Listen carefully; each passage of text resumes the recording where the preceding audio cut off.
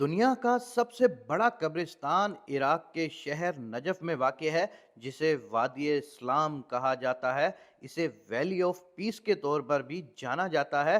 Najaf شہر کا شمار عراق کے بڑے شہروں میں ہوتا ہے اور اسے ایک مقدس شہر کا درجہ بھی حاصل ہے۔ یہ قبرستان گزشتہ 1400 سال سے استعمال میں ہے، بلکہ اس سے بھی قدیم دور میں اس کی روایات ملتی ہیں۔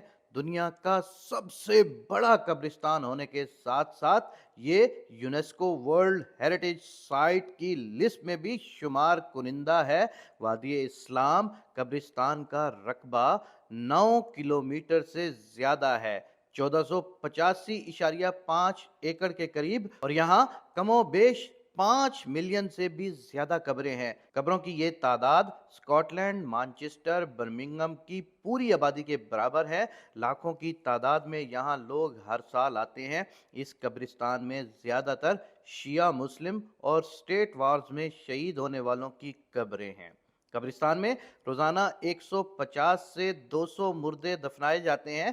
وادی اسلام میں مردے دفنانے کے لیے زمین دوز تہ خانے ہیں۔ ان تہ خانوں میں زمین دوز بلاکس میں کم و بیش 50 مردے دفنانے کی گنجائش ہوتی ہے۔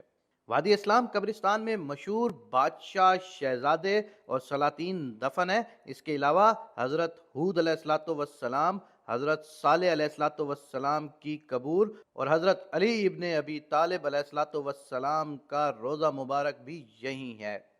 یہاں قبور اور مقبروں کی تعمیر میں پلاسٹر آف پیرس اور اینٹوں کا استعمال کیا جاتا ہے۔ قبرستان میں زیر زمین تہ خانے بلاکس بھول بھلائیوں کی صورت بنے ہوئے ہیں۔ جنگ کے دوران ان زیر زمین راستوں میں مقامی ملیشیاؤں نے اپنے اڈے بنائے رکھے تھے اور گوریلا وار کے ذریعے امریکن فوجوں کے خلاف مزاحمت جاری رکھی۔ باغی گروپس بھی زیر زمین راستے اپنی کارروائیوں کے لیے استعمال کرتے تھے۔